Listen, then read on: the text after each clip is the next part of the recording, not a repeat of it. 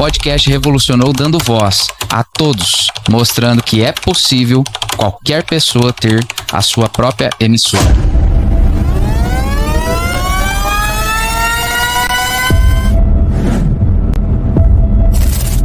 Sejam todos bem-vindos a mais uma transmissão aqui do Estúdio Dux. Como de praxe, já chega, já curte, compartilha, avisa os grupos do WhatsApp aí que nós estamos aqui. Manda aí essa semente para que ela possa chegar a mais pessoas. Hoje estamos recebendo aqui um atleta paraolímpico, né? Um cara aí, nós já estávamos aqui trocando maior ideia aqui em off, mas sem mais delongas eu quero apresentar para vocês o convidado de hoje. Uma honra recebê-lo aqui. É o primeiro atleta paraolímpico internacional, o Alan Nantes.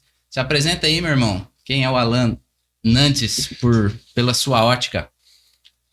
E aí, galera, tudo bem com vocês? Oi, Josimar.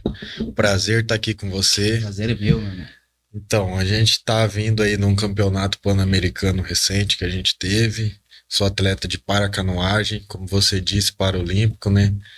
E viemos trabalhando aí, estamos trabalhando para a gente conseguir mais resultado, trazer mais resultado do Mato Grosso do Sul, para o Brasil, para a Cidrolândia. Estamos aí para contar um pouquinho da nossa história. Show de bola. Meu irmão, grato pela sua agenda, obrigado por você ter separado esse tempo aí para vir conversar conosco. Mandei uma mensagem, peguei meio no pulo lá, assim, de última hora, acabou alinhando de um dia para o outro para você estar aqui. Você aceitou o convite aí prontamente, agradeço aí a tua participação. Mas, cara, eu quero ir por uma linha assim, quero falar do como é que se diz a música lá, todo mundo conta os copos que eu bebo, mas não vê os tocos que eu levo, né? É. Então eu quero falar, porque assim, a hora que abre a cortina, o show ali, a medalha de ouro no peito, é o que todo mundo vê. Mas eu quero tocar no assunto, naquela parte que ninguém vê, né? Para você chegar a ser esse atleta, chegar no pódio aí, pegar o primeiro lugar. Eu queria que você falasse como que é a vida de um atleta. Nós estamos aqui falando, né? Nós moramos em Cidrolândia, o Alan é de Cidrolândia, para alegria nossa. Mas aqui nós não temos um lugar para treino. Eu queria que você falasse como que é a vida de um atleta de canoagem em Cidrolândia, as dificuldades que você teve para conseguir chegar lá. E é mais ou menos isso que eu queria desenrolar aqui com você, essa dos tombos mesmo, né? Aquilo, as dificuldades, né? Os percalços, os calos, né? Os treinos, as dificuldades. Porque hoje se vê lá estampado lá o atleta sul-mato-grossense, Cidrolândia, conquista aí o primeiro lugar, é muito bacana, mas eu queria falar desses bastidores, aquilo que não é divulgado na mídia, aquilo que não aparece, aquilo que não tem holofote. Queria que você falasse um pouco sobre isso aí, Alan. O início da carreira é muito difícil, acredito que o início para todo mundo, né, é muito difícil. Cidrolândia, a gente sabe que é uma cidade que não tem muita água, né, não tem muito lugar para a gente poder praticar esse tipo de esporte aquático aí. E para mim foi muito difícil porque eu tive que ir para Campo Grande, né.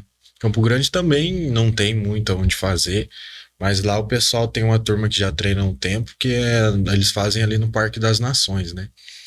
Então esse começo meu, eu tive que me deslocar direto para Campo Grande para ir treinar lá.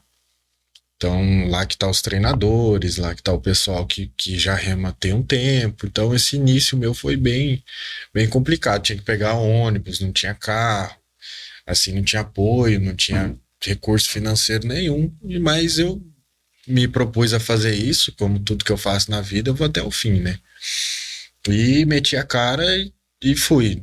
Treinava lá meio que uma vez por semana, 2, dependendo do nível de campeonato que tinha. E fui fazendo assim. Depois comecei a treinar aqui no Lago, no Vacaria. Na época a prefeita tinha liberado pra gente treinar ali no Vacaria, mas era muito pequeno o espaço ali, né? Não tinha nem 200 metros, porque a nossa prova, como é que funciona?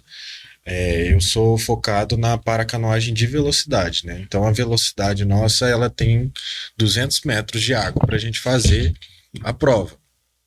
E ali no lago, no Vacaria, não chega a ter 200, né? E pra gente treinar a base, pra gente chegar lá nos 200 metros, a gente tem que remar vários quilômetros, né? Então, assim, tinha que dar várias voltas, tinha essa dificuldade também do local.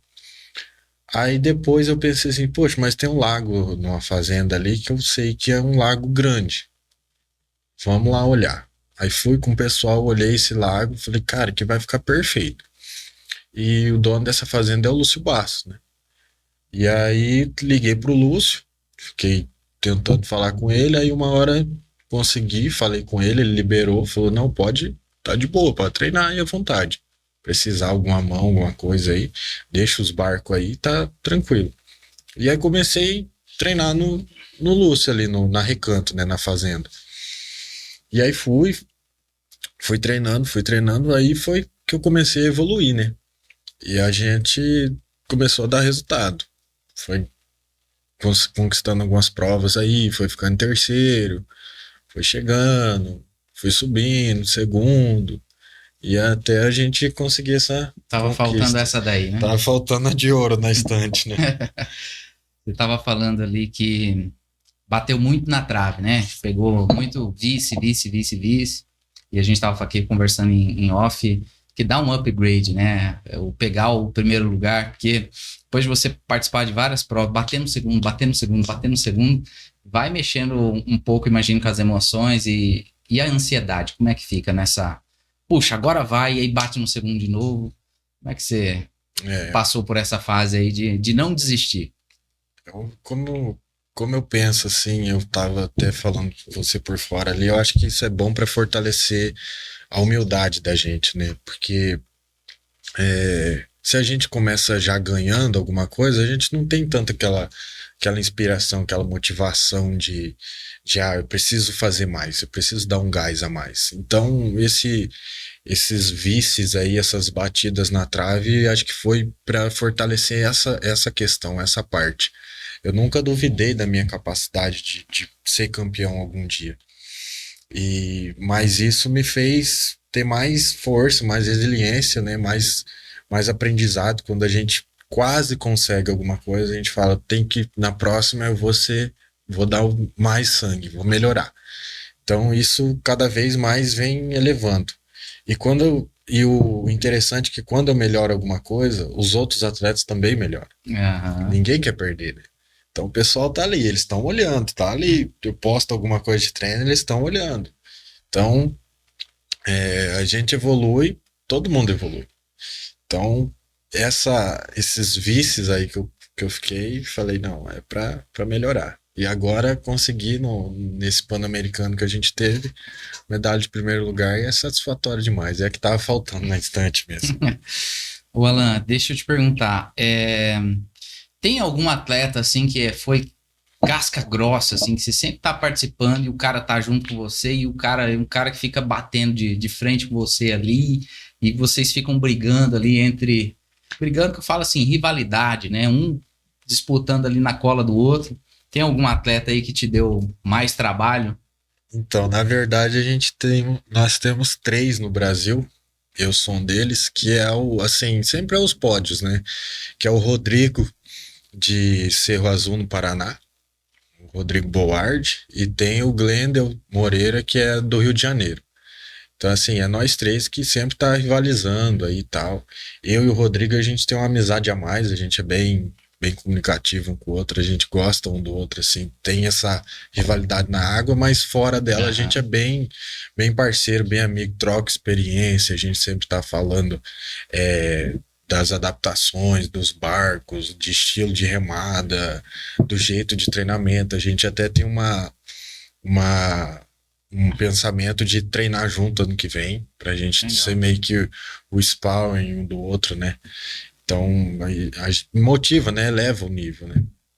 Então, é os dois que sempre tá com a gente, sempre tá rivalizando bastante, né? Quando não é um, é outro que ganha. E isso é bom, essa rivalidade, né? Eleva o nível do esporte, eleva o nível dos atletas. Isso é muito bacana que você tá falando, Alan, porque geralmente os atletas, via de regra, eles têm uma visão assim, o cara é meu adversário, então tipo é uma espécie de inimigo meu.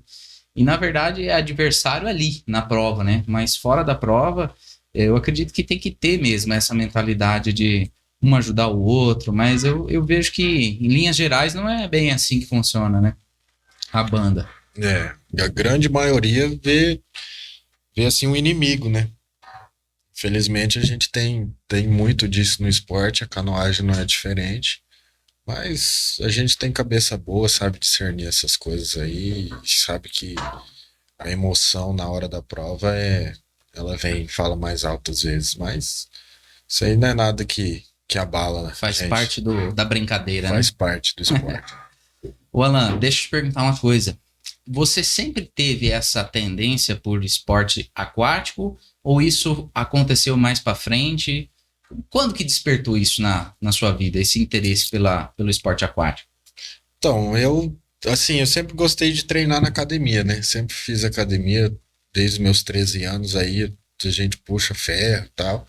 É, como eu venho da fazenda, meu pai, ele foi gerente de fazenda há muito tempo, e eu na minha infância, meu pai sempre teve ligado a isso, ele é corretor de bovinos, né? Então, assim, sempre tive ligado com o campo, né? E na fazenda a gente tem nossas brincadeiras de laçar, montar em bezerro, essas coisas, disputar, brincar de futebol ali na grama. Então a gente sempre teve meio que ligado indiretamente com o esporte, né? Uhum. Nada profissional, assim, tudo para brincadeira, como um hobby, né? Pescaria, essas coisas. Nadar no rio, né? Então a gente sempre teve, assim, essa predisposição para se tornar um atleta de alguma coisa.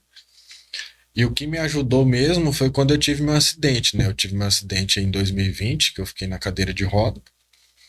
E o médico falou pra mim, falou, Alan, não acabou a vida. Você é um guri novo, eu tinha 22 anos quando eu acidentei.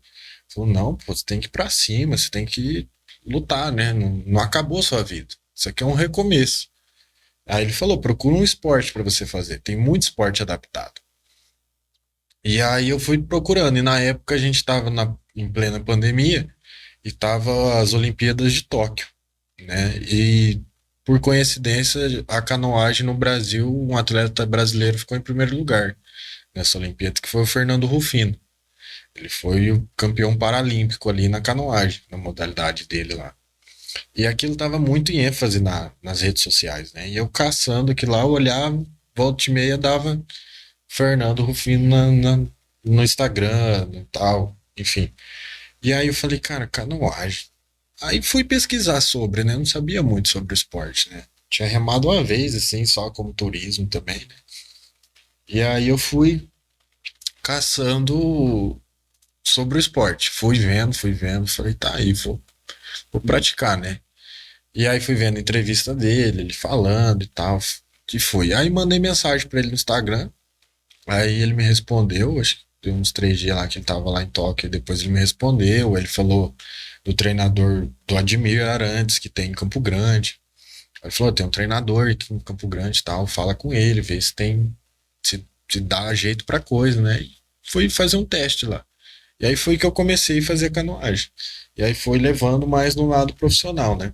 Uhum. O Admir, ele é bom em revelar atletas. Ele revelou o Fernando, ele revelou, assim, a Débora Benevides, pessoal, assim, que da canoagem que já tá no topo, né? E aí, ele falou, não, se a gente vai entrar, a gente tem que entrar com vontade mesmo. Se é o que você Entrar quer, com a as gente quatro vai. patas, igual diz. Tem que entrar firme. Se você quiser só pra brincar, a gente não vai perder tempo, né? Falei, não, vamos firme aí. E aí, comecei a praticar o esporte aí. Foi de 2020 Em diante. Eu em entrei diante em ali. 2021, né? Que foi bem no final o acidente, foi final de novembro. Vai para 5 anos, inclusive agora, de acidente. E aí, 2021, comecei. Só que toda aquela dificuldade que eu falei já, que é aonde ia treinar, não tinha apoio, você tem que viajar para campeonato e tal. Eu comecei, assim, vamos dizer, profissionalmente mesmo, a partir de 2023. Ali que eu comecei a ir viajar para fora, comecei a me destacar, já ganhar de alguns, e aí foi o início de tudo, né? Então, comecei a partir dali. Então, tem pouco tempo se a gente É colocar na isso que eu ia balança falar, ali. cara. Você é um cara que Que interessante isso aí, cara. Porque nós temos aí, eu imagino que tem atletas que passam às vezes décadas treinando para conseguir chegar, talvez, no posto onde você chegou, né? Sim. Então você é um cara assim que interessante você falar assim, foi a partir de algo, vamos dizer assim, ruim, né? O acidente aconteceu ali que acabou te levando para esse esporte aí, né? Mais ou Sim. menos isso aí, né? A gente pegar das dificuldades, fazer elas virarem oportunidades, né? É isso que eu sempre pensei na minha vida. Então, cair, mas cair pra cima.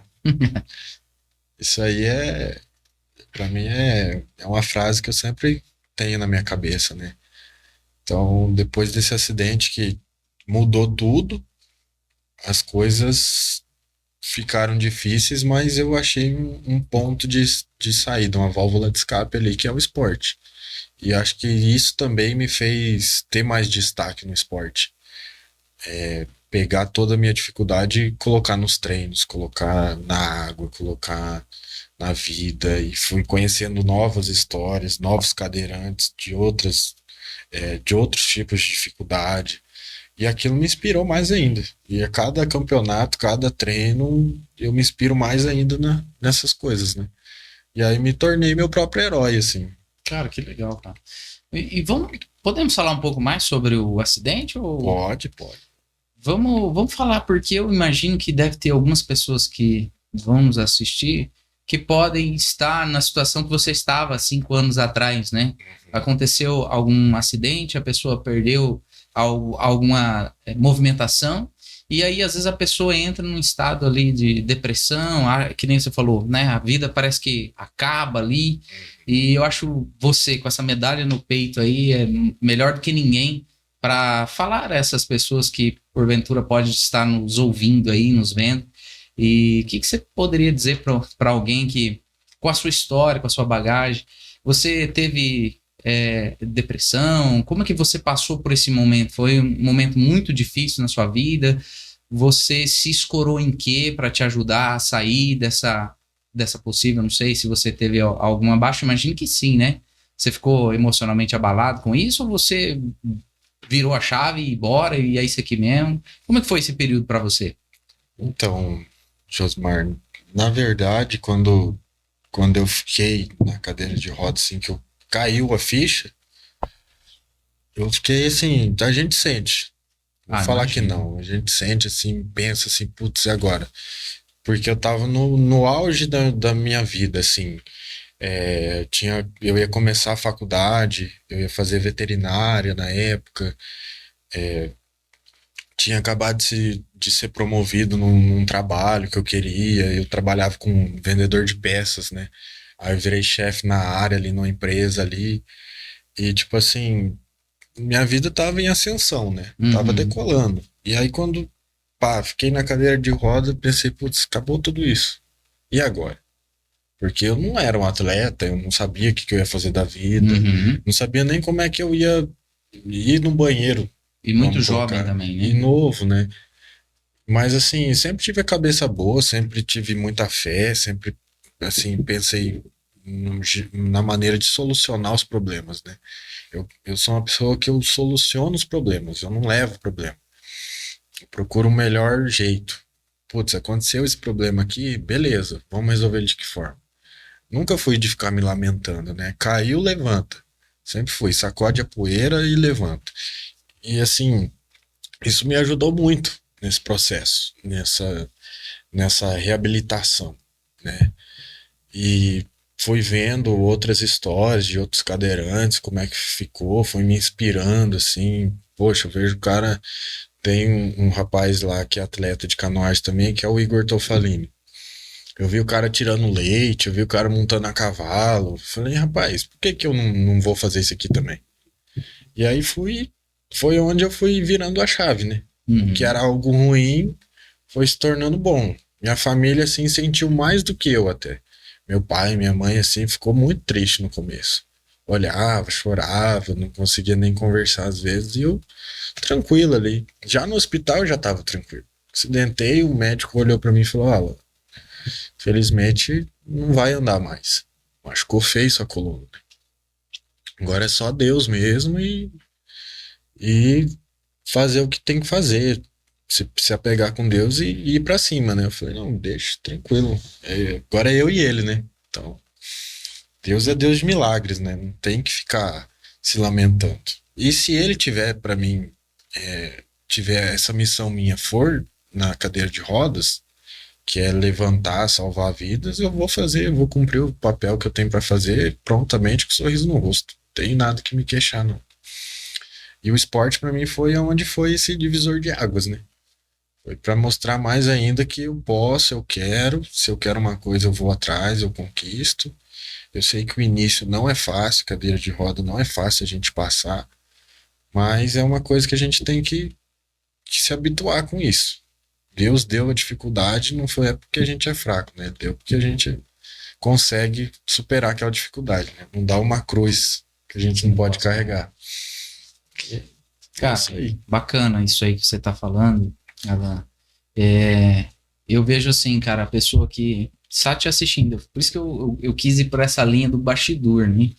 Porque hoje você vê o Alan aqui com a medalha no peito, a pessoa pode olhar, tá ali se inspirar, mas teve um processo, uma caminhada aí, uma caminhada difícil, né? Uma jornada a ser trilhada. E eu tô batendo nessa tecla porque eu sei que tem pessoas que vão nos assistir depois e pessoas até jovens que podem olhar para você e um olhar de inspiração.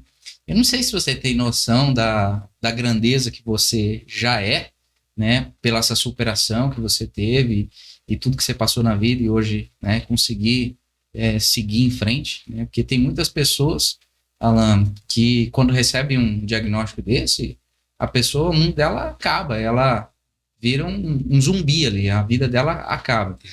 Então, é que nem você falou, a gente sente, né? Somos seres humanos, não tem como falar que não aconteceu isso e vida que segue, virei uma chave.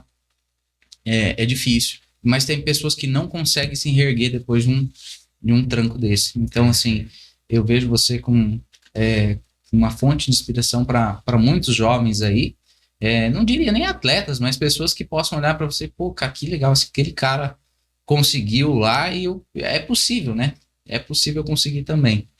Como que foi? Esse acidente foi acidente de moto, né? Foi. Foi um acidente de moto. Você tava rodovia, foi na cidade? Rodovia, eu tava indo pra Campo Grande. Saí da estrada, eu tinha bebido no sábado e aí tinha amanhecido na rua, né? Novo, né? Gurizão. E aí decidi ir pra Campo Grande. Eu acordei, tipo assim, não dormi na realidade. Fui pra casa, já tinha amanhecido, tomei um café lá, tomei um banho e falei, tô Tô bem. zero. Eu não tinha bebido muito. Só que o grande problema da bebida, assim, é o sono que ela te dá, né? E aí, não quis dormir, Campo Grande era perto, né? Falei, pertinho aí, lá eu durmo. Quando eu vi, dormi na estrada. Dormi na moto ali. Aí saí da pista e machuquei as costas. Tava bem devagar.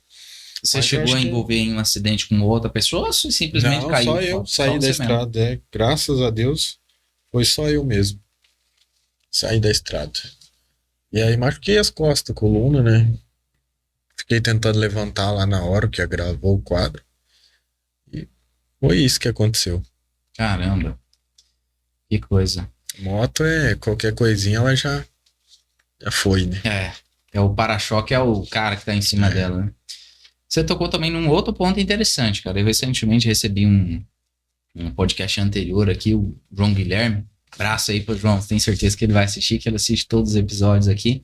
O João Guilherme é uma pessoa adicta em recuperação. Não sei se esse é o termo correto que se fala, mas se não for, me perdoe aí. Mas ele teve problema com droga, ele veio e deu o testemunho dele.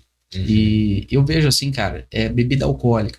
Eu vejo, cara, na minha avaliação, não sei o que você acha disso, Alan, mas eu acho que a bebida alcoólica, ela até acaba sendo um pouco mais danosa do que a droga, vamos dizer aí, qualquer outra entorpecente aí. Por quê? Na minha avaliação, porque como você tem acesso a isso de forma qualquer, você vai ali no mercado, mais fácil, acaba a pessoa se tornando dependente, mais porque assim, a droga, o entorpecente, você tem alguns empecilhos, né? Você precisa ir até uma biqueira, você precisa arrumar um jeito de ir ali escondido, às vezes para ter acesso à droga, o que a gente não tem com a bebida alcoólica. E esse ponto eu acho interessante você falar também do uso da bebida alcoólica, acabou gerando um acidente para você, né? Os meus pais são donos de funerária, então a gente vê muitos, desde que eu me entendo por gente, bebida alcoólica associado com mortes ou com invalidez ou qualquer tipo de acidente que geralmente envolve bebida alcoólica. Você teve problema com isso? Foi um caso pontual? Foi uma noitada que acabou não indo bem? Ou você estava enveredado nesse caminho aí? O que você pode falar em relação à bebida alcoólica? Então, eu concordo com você em vários pontos aí. A bebida ela é bem mais fácil da gente ir atrás, né? A gente sempre fala, de menor não pode beber e tal, mas a gente vê muito caso disso, né? Tem acesso muito fácil. Tem acesso fácil, às vezes tem próprio exemplo dentro de casa, né? Onde acontece, o pai bebe, o tio, um churrasco de família e tal. A bebida, ela é um negócio que, se a gente exagerar, ela vai dar um problema. Não digo nada a gente ali tomar um ali num churrasco, uma festa, alguma coisa. Só que ela abre portas para coisas ruins, né? Uhum. Ela não é um pecado, ela não é uma coisa. Você tem que saber dosar, né? Então, desde que seja feito um uso assim consciente, você não vai pegar a estrada depois, né? Você toma, né? Você não vai pegar uma moto depois de você dirigir, beleza, né? Eu de vez em quando, assim, uma comemoração, um final de ano, assim, um vinho, alguma coisa, eu ainda tomo alguma coisa, mas já é bem menos, né? Antigamente eu bebia, assim, não era sempre. Um fim de semana, uma festa, alguma coisa. Nunca fui muito de tomar bastante mesmo. Mas foi uma coisa que, assim, se eu não tivesse bebido, por exemplo, eu ia falar, não, tem que dormir realmente. Amanhã eu vou amanhã cedo. Qual que é o problema de ir um pouco mais tarde, né? Chegar umas horas depois. Então, eu tendo bebido, tirou essa consciência, vamos dizer assim. Né? Então, para mim é uma coisa que, se você não tiver cabeça para discernir a hora de parar e quando é você falando ou quando é a bebida falando, não tem que estar tomando, não. Eu, assim, eu trabalho com jovens na igreja e, Alan, eu vejo, assim, o jovem, ele é muito influenciado, cara. Esse que é o BO, assim. Geralmente o jovem, via de regra, ele é muito influenciado. Então, às vezes, a roda onde o cara tá ali, ele acaba passando do ponto, né? E quantas pessoas têm às vezes, sofrido com isso daí? Porque, que nem você falou, tem pessoas que têm esse pêndulo. O cara consegue falar assim, pô, não, até que já deu. Mas essa roda de influência, às vezes, acaba levando o cara a extrapolar. Passar esse limite. Passar esse limite aí, essa fronteira aí, o que é muito perigoso, né? O jovem, ele precisa de referências, né? Referências, assim. Hoje eu acredito que tem muitos jovens que olham para você e vai ver o Alan como uma referência. Então, eu tenho essa preocupação até no cuidado com o que você vai falar, né? Porque tem coisas que você fala no reservado que você não... Por exemplo, aqui no podcast eu não posso falar exatamente o que eu estou pensando ali, porque eu tenho a consciência que quando você está em destaque, o que você fala tem um peso, né? E você é um cara que vai ter um peso a partir de... Já né? Mas a partir de agora acredito que muito mais, né? Porque pessoas... se você tropeçar, muitas pessoas você pode ser uma influência negativa, como você pode também ser uma influência positiva na vida de muitas pessoas. Uhum. Então tem que ter esse cuidado mesmo, né? Em ser uma referência boa aí para a nova geração, porque os jovens, eles são influenciados mesmo, né? A gente trabalha com um jovem ali, eu vejo cada coisa que eles aprontam assim, você fala, meu Deus do céu. Esses dias eu tava com meu irmão aqui, e a gente sempre gostou de moto também, cara. Eu e meu irmão mais velho, a gente sempre... Eu tinha uma DT 180, não sei se é da tua época isso daí, 2 tempos, E eu gostava de fazer bagunça, empinar moto e fazer arruaça, né? Aí passou um cara desses de entregador, né? De comida ali, delivery, né? E aí o cara pegou e chamou ela e saiu numa roda só, né? Na esquina aqui na frente do consultório.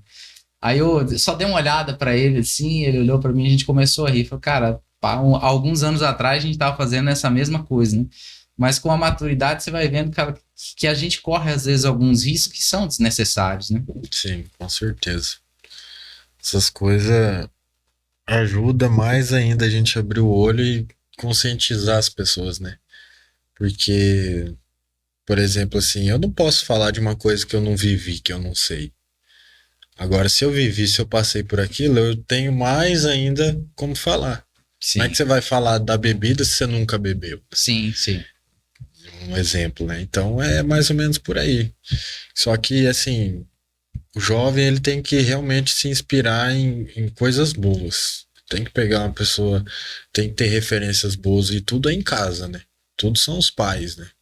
Então, se a gente já não tem uma referência boa quando criança, a tendência é cada vez mais a gente buscar outros tipos de referências negativas, né?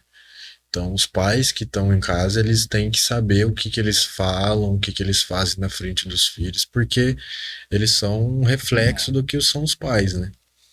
E muito, na grande maioria é assim, né? Não é uma regra, mas a maioria é dessa forma, né?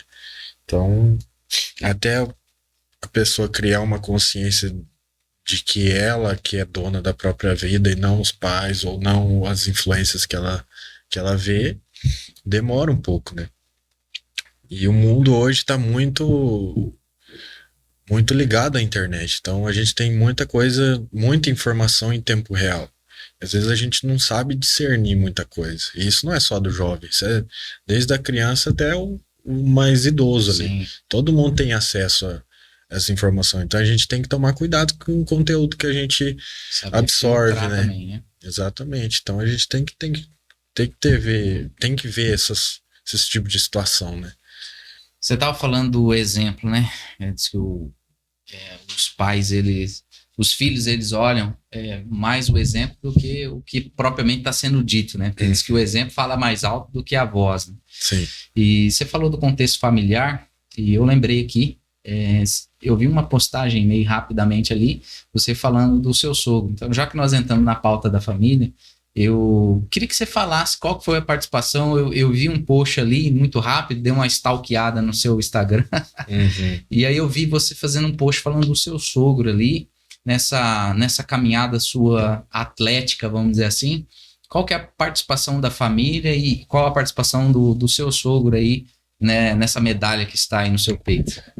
Então, eu tive ao longo do tempo, acho que na minha vida inteira, desde que eu nasci, eu sempre tive muita sorte com pessoas.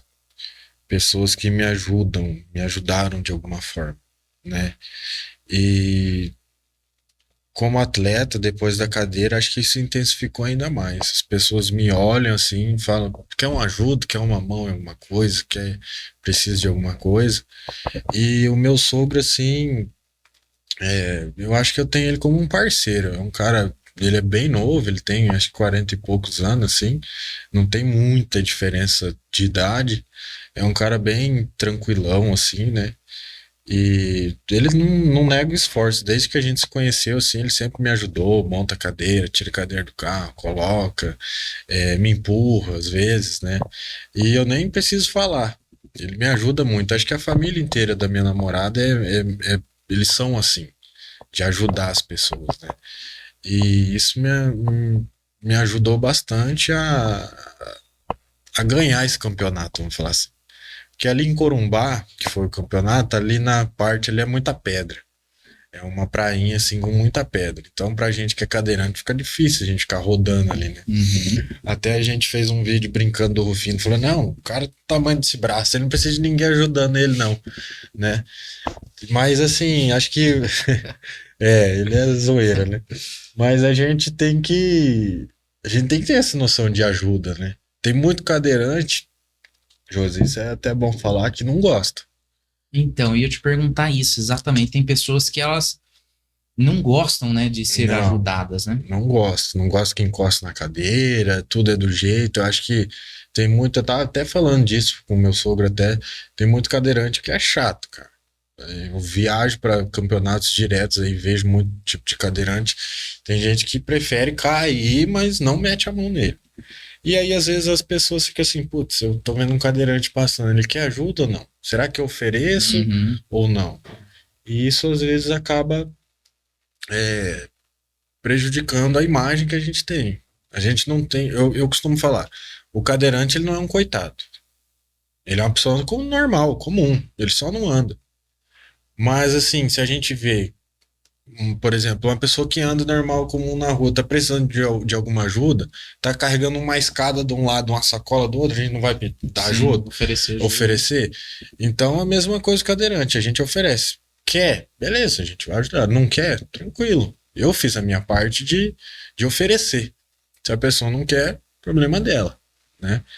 Então, mas voltando para a parte do meu sogro, ele é um cara assim que ele não, o que ele puder ajudar, ele ajuda, me ajudou nos treinos que eu fiz, eu fiquei em Aquidauana num período base lá no Rio para pegar para chegar lá em Corumbá não estranhar tanto, né? Porque aqui no Lago do Lúcio, em comparação com o Rio Paraguai, dá uma diferença muito grande, né? Tá, uma diferencinha. Então, e ali que ele mora em Aquidauana, eu falei, vou aproveitar passar uma temporada ali, uns dias com ele ali, com eles ali, e remo no Rio Aquidauana ali. Já faz um período de preparação melhor. E foi, ele me ajudou, me levou algumas vezes, me colocou no barco, ajudou com o pessoal e vem ajudando direto. Então acho que isso é muito interessante, muito importante, essa ajuda que eu tenho de todo mundo, sabe? De todo mundo que me ajuda. Na academia, por exemplo. Vou na academia, tem o Gustavo lá hoje que me ajuda, que é o instrutor, vem, monta os aparelhos para mim, sabe? Eu sempre tive muita sorte com esse tipo de pessoa. Tem vários tipos de pessoa. Na Fazenda do Lúcio, às vezes os peão lá pega o barco para mim, coloca lá perto para mim encostar. É, as mulheres lá que faz a comida, às vezes me oferece para mim almoçar lá. Enfim, eu tenho uma. Se for agradecer todo mundo que faz isso por mim, vai ficar Vai horas uns aqui. quantos podcasts aí, né? Porque realmente tem muita gente de coração bom, né? E eu estando nessas condições, entre aspas, assim, eu consigo ver realmente quem ajuda, quem gosta de ajudar, quem tem esse coração bom e quem não tem. Quem não tem, tudo bem. Acho que é de cada um, mas quem tem, eu fico muito agradecido, muito grato, porque isso faz toda uma diferença na minha vida. Show de bola. Meu irmão, vamos falar um pouco do esporte da canoagem. Não é um esporte muito, vamos dizer assim, popular no Brasil, né? É um esporte que tá ganhando corpo aí. E a gente estava conversando antes de abrir aqui o episódio. Você está trabalhando hoje junto ao poder público, né? E estava aqui conversando sobre ideias de trazer incentivos para isso. Gostaria que você falasse um pouco sobre a canoagem, o que os governantes, o que poderia ser feito, você que é da área, para incentivar a gurizada nesse sentido aí, de despertar o interesse nesses esportes aquáticos. Então, a canoagem ela vem para o Brasil ali por meados da década de 70, ali por ali. Só que não foi nada exponencial, né? A gente tem um esporte assim ainda como um grau de dificuldade muito grande. Primeiro, por local, igual eu falei, de fazer, de praticar. Tem uns locais assim que são mais específicos. Por exemplo, você vai no Rio de Janeiro, é mais fácil. Você vai em Curitiba, onde passa o Rio Iguaçu ali, é mais fácil. Pra gente aqui no Mato Grosso do Sul, tem alguns lugares que são viáveis, outros não tem como. Então acho que isso que faz com que o esporte não seja tão visto, né? Sim. Porque não é igual você montar uma quadra de vôlei, uma quadra de basquete e você praticar em qualquer lugar. Sim. Então tem que ter uma lâmina de água ali. E tem muita gente que tem medo de água. Tem muita gente que não sabe nadar. Se a gente pegar a população aí, tem muita gente, metade não sabe nadar, vamos colocar. Não sei se isso é correto, mas é mais ou menos por aí.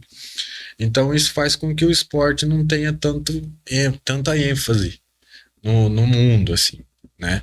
Mas é um esporte que eu falo tranquilamente, é um esporte que você não precisa nadar para você fazer.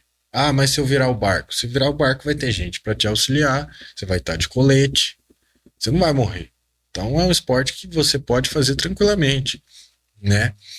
E, mas assim, desde das Olimpíadas que a gente teve no Rio de Janeiro em 2016 para cá, o esporte vem crescendo muito, vem ganhando espaço, vem tornando o Brasil hoje é uma referência no esporte. A gente tem grandes atletas como Isaquias Queiroz, que foi, acho que vice agora na última Olimpíada na França aí, é, na canoagem convencional, e a gente tem atletas campeões paralímpicos, de Fernando Rufino, Igor Tofalini, o Giovanni Pantera. A gente tem grandes atletas aí no Brasil, e quando a gente chega lá fora, na Europa, por exemplo, para disputar uma prova, todo mundo vê, já o Brasil já vê com um olhar diferente. Fala, putz, ó, os caras, esses caras aí treinam. Esses são os caras. Então, assim, tem que respeitar. E se a gente pegar a estrutura brasileira no esporte, pegar a estrutura da Europa, por exemplo, dá uma diferença muito grande. A gente chega lá fora, dá um pau neles, com o que a gente tem aqui. Então, assim, o Brasil é um celeiro de atletas. Se a gente tivesse um investimento, não só na canoagem, no esporte como um todo, se a gente tivesse um investimento real, como é feito em outros países de primeiro mundo aí, o Brasil não tava assim, quadro de medalhas era ele. Disparado, né? Era ele e outro ali, mais ou menos, mas ele tava sempre no topo. O problema é que a gente não tem incentivo. Um atleta, para começar hoje, não tem incentivo nenhum. Ele começa com recurso próprio. E isso que a gente estava falando também em off, eu te perguntei, é um esporte caro? Aí você falou que é um esporte que, eu ainda até brinquei, tudo que é bom é caro, né? Então, sim, o remo é caro, o bote é caro, né? Então, isso acaba que, assim, um jovem aí, baixa renda, ele pega uma bola e sai jogando futebol na rua ali mesmo, né? Coloca o chinelo ali, né? No chão. Então, ele consegue desenvolvendo ali, não precisa, entre aspas, de muito recurso, né? Muito investimento. Agora, a canoagem tem esse detalhe aí também. Sim, né? Tem esse probleminha, porque, como você falou, o futsal a gente começa na escola, educação física, a canoagem a gente vai começar onde? Exatamente. Então é isso até que a gente está estudando, junto com o secretário, com o Uds, que é o secretário de esporte, o prefeito, o Rodrigo, para a gente trazer uma escolinha para cá, de canoagem. Para o pessoal, para a criançada, para os adolescentes, até adulto em si, quiser fazer a prática, entrar nesse mundo, experimentar, né? Porque é um esporte muito bom, você dominar a natureza ali na água, você ver, viajar para lugares. Imagina eu, se eu não fosse atleta, como é que eu ia viajar para vários lugares que eu fui? Então me abriu portas assim gigantescas, né? Até o podcast aqui em si, se eu não fosse atleta, talvez não receberia um convite, né? Então, assim, muda a imagem que a gente tem da pessoa, muda a nossa disciplina, muda tudo. E outro dado interessante também, Alan, já tem estudos, assim, falando que a gurizada que se envolve com esporte, nós falamos de problemas sociais aqui, de alcoolismo, de adicção, uso de drogas, né? A gurizada que se envolve com esporte acaba saindo desse mapa da criminalidade, né? Quando ele começa a fazer um esporte. Hoje nós estamos aqui falando da canoagem, mas qualquer esporte que seja, né? A gurizada começa a ter disciplina, começa a gostar, a mente, né? Já dizia a minha saudosa avó, né? Ditado popular, né? Mente desocupada, oficina do diabo, né? Sim. Então, quando você coloca o jovem, insere ele numa atividade, ele começa a dar rendimento, começa a ver resultado daquilo ali, ele acaba focando ali naquilo ali e a mente dele se ocupa daquilo ali e acaba que ele vai deixando de lado envolvimento com criminalidade. Isso é estudo científico que mostra isso aí, né? Onde o esporte chega, acaba combatendo esse envolvimento da gurizada aí com aquilo que é errado. Né? Sim. Exatamente. Vamos dar uma pausa para o banheiro. Vai lá. Tá bom. Fica à vontade, meu irmão. Tá. Vou emprestar essa garrafa sua aqui. Vazia. Então, como você estava falando, o esporte, ele realmente ajuda muito nessa parte aí, nesse ponto da criminalidade, porque ele começa jovem. Por exemplo, a gente teve uma vez que o pessoal da canoagem foi para o Amazonas ali, o pessoal num grupo indígena, e muito jovem ia só bebida, essas coisas, não tinha muito o que fazer. Levaram a canoagem lá pra eles. Tem muita água, né? E começou os jovens lá, a gurizada começou a remar, remar, remar. E o que que aconteceu? Diminuiu o número de bebida, diminuiu aquele pessoal que não fazia nada da vida, já deu um objetivo na vida. Sim, Então o esporte ele é meio que assim, se a gente pegar, tudo começa com educação, né? Educação, saúde, mais investimento no esporte, você já faz esses dois investimentos em um só. Porque a educação, o esporte te educa. A disciplina que você tem que ter para ser um atleta, desde você acordar até dormir, você tem que ter uma hora correta, alimentação correta. dieta, né? Então, assim, te educa de alguma forma. E isso também faz com que você não tenha tanto gasto na saúde, porque você vai estar com a saúde em dia, você vai Sim, estar os treinamentos, as coisas, então vai te dar uma longevidade de vida muito melhor. Então, com certeza. assim, o investimento no esporte, às vezes a gente pensa, para que que o poder público pensa, para que que eu vou investir no esporte, né? Não dá muito resultado, não dá muito. Mas isso te ajuda muito melhor a longo prazo, né? Isso que eu ia falar, a curto prazo pode ser que não dê mesmo resultado, né? Mas a longo prazo acaba economizando até na saúde, como você bem disse. O esporte é pessoa que tem a disciplina, a atividade física. E eu falo, cara, os bons hábitos, eles nunca andam sozinhos, né? O cara começa a fazer um esporte, daqui a pouco ele começa a melhorar a dieta dele, daqui a pouco ele quer dormir melhor. Então, assim, uma coisa vai puxando a outra e, consequentemente, a saúde dele melhora, a qualidade de vida, disposição é outra. Psicológica, autoestima, Exatamente. tudo. Mexe com tudo, né? Sim. Ao passo que os maus hábitos também nunca andam sozinhos, né? O cara começa um hábito ruim, por exemplo, beber, fumar, daqui a pouco ele vai para outra coisa, outra coisa, outra coisa, outra coisa, daqui a pouco ele tá lá Se perdeu. na UPA, lá, dando trabalho lá com a Exatamente. saúde dele, né? Tanto física quanto também emocional. Alan, vamos falar um pouco sobre os patrocínios aí, então, irmão. Como nós estamos aqui falando, né, o esporte ainda está um esporte em ascensão, não é tão, entre aspas, badalado no cenário mundial. Eu imagino que é difícil conseguir patrocinadores nessa área, mas eu queria que você falasse sobre os patrocínios que você tem, se você quiser agradecer também, eu acho que é interessante, porque para colocar uma medalha no peito, que nós estávamos falando, tem muita coisa atrás, os bastidores, né? E sem esse patrocínio, sem esse investimento de pessoas que acreditam no trabalho do atleta, a gente não consegue avançar nessa pauta. Então eu queria que você falasse aí sobre os patrocinadores, aqueles que estão com você há um bom tempo, que você quiser falar aí, fique à vontade. Então, né, sem incentivo a gente não chega a lugar nenhum, Jesus. A gente pode até ter motivação, a gente pode fazer nossa parte, mas se a gente não tiver um apoio, o esporte é caro. A maioria, acho que todos os esportes têm custo, né? Então você precisa realmente de um apoio, porque se for tirar tudo do bolso, não vai chegar um momento que você não vai conseguir, né? Então, com o apoio você chega lá. Você faz sua parte, faz seus treinos, faz tudo, dá seu sangue. Junto com o apoio, o resultado é a medalha. O resultado é você ser campeão. Então, assim, eu hoje em dia eu tenho um pessoal que me ajuda, né? O próprio Lúcio Basso da Fazenda lá, ele sempre tá me apoiando desde que eu iniciei ali, né? Ele me ajuda com um pouco financeiro ali, eu mando para ele às vezes o que eu vou gastar e tal, ele me ajuda. O cara é super parceiro. Aí eu coloco a empresa dele, a Impact Fendt, como um patrocínio, né? Como patrocinador. Ele tem os sócios dele, mas assim, é mais ele mesmo que ajuda.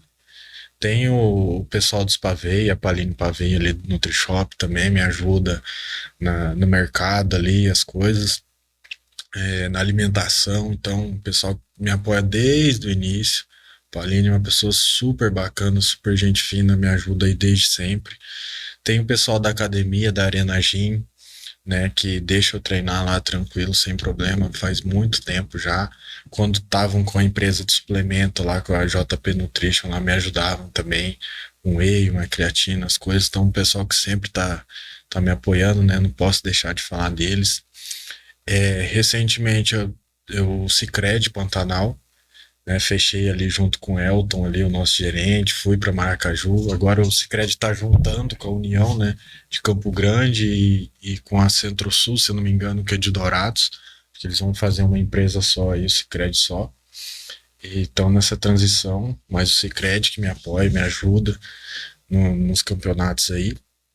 E recentemente com um instituto que vem lá de Aquidauana, que é a Viva Pantanal, da Tati Scaff lá. Fechamos uma parceria muito boa também. E esses são os que me apoiam, assim. Às vezes eu esqueço algum ou outro, né, que me apoia. Já tive outras pessoas que me apoiaram em alguma coisa ou outra. Mas aqui, assim, tô bem servido de ajuda. Mas nunca é demais, né? Então a gente sempre tem uns gastos a mais, um esporte caro. Pra você ter ideia, um barco profissional mesmo é uns 25 a 30 mil de valor pra gente pegar um barco. No Brasil, se a gente for importar um de fora, já dobra o valor. Então é um esporte que é caro e pra gente manter o alto nível pra tá ganhando aqui e lá fora, a gente precisa de material bom, né? Como você falou, e o bom é caro. Então a gente precisa de apoio, precisa de ajuda. Se a gente juntar sempre várias pessoas para apoiar, não fica pesado para ninguém, a gente consegue chegar lá fora e representar muito bem a cidade e tá sempre por cima. Show de bola, meu irmão. Meu irmão, poderia aqui ficar proseando com você bastante tempo. Né? O papo tá bom. Serena tá bom também. Tá geladinho. Mas a gente precisa encerrar. Quem sabe aí nós marcamos aí uma segunda edição. Quem sabe com uma nova medalha aí. Deus quiser. Pra gente encerrar, eu queria que você falasse quais os planos aí pro Alan. Os planos ambiciosos aí para 2026 dentro da canoagem. Então, a gente teve esse ano muito bom, né? 2025 aí foi um ano muito produtivo. Tive dois segundos lugares, 2 vice, tive uma medalha de bronze também no campeonato e agora a medalha de ouro aí no Pan-Americano de maratona. E acho que esse ano a gente já encerra o calendário de prova e vamos dedicar agora para o ano que vem. A gente tem em fevereiro, começa a etapa aí na Copa Brasil, abre o calendário, a gente tem que classificar nessa, chegar em primeiro, para a gente conseguir a vaga do Mundial na Europa, né? Então a gente vai dar o sangue, vou dar o sangue aí, treinar mais e mais para conseguir esse campeonato aí brasileiro do ano que vem, para conseguir a classificação do Mundial. E ser campeão mundial, cara. Ser o melhor do mundo aí. E 2028 tá chegando as Olimpíadas em Los Angeles. E tá sempre no ranking mundial aí pra gente poder representar o Brasil nas Olimpíadas lá em Los Angeles também. Essa é a nossa ambição aí por enquanto. Show de bola. Meu irmão, gostaria que você falasse do chapéu. Esse chapéu aí é uma marca registrada do Alan, porque eu imagino que não deve ter muitos atletas de canoagem que usam um chapéu desse daí. Então, acho que é tradição nossa aqui do estado mesmo, né? A gente sempre tá no meio. Como eu falei, meu pai sempre criou a gente no meio rural aí. E o chapéu para mim é uma marca registrada. Onde eu vou, levo. A hora que eu for lá para os Estados Unidos, vou levar também. Que é a marca registrada, nosso ponto de referência aí.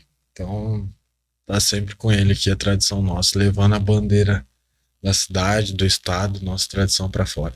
Show de bola. É interessante, cara, as pessoas que elas alçam grandes voos, mas mantêm a sua essência ali, né? Então, parabéns, raízes, né?